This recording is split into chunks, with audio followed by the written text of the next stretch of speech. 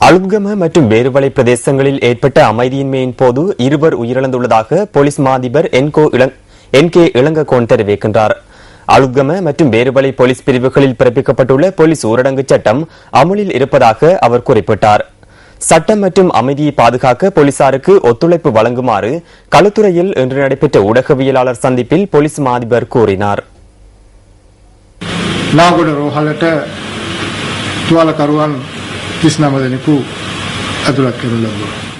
நாகோடி வைத்தியசாலையில் 39 நோயாளர்கள் அனுமதிக்கப்பட்டனர். இவ்வாறு அனுமதிக்கப்பட்டவர்களில் 2 முஸ்லிம் இனத்தவர்கள் உயிரிழந்துள்ளனர். பிக்கு ஒருவர் உயிரிழந்துள்ளதாக போலி பிரசாரம் ஒன்று பரவுகின்றது. இது போலியான பிரசாரம் என்பதனை நான் பொறுப்புடன் கூறிக்கொள்கின்றேன்.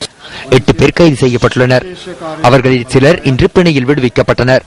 போலீசார், விசேட அதிரடி படையினர், ராணுவம் ஆகியோரை கடமைகளில் ஈடுபடுத்தி பிரதேசத்தின் பாதுகாப்பு உறுதி செய்யப்பட்டுள்ளது. ஊரடங்கு சட்டம் தொடர்ந்தும் அமுலில் இருக்கின்றது. நிலைமை வழமைக்கு வந்ததன் பின்னர் அது தொடர்பில் மீள ஆராயப்படும்.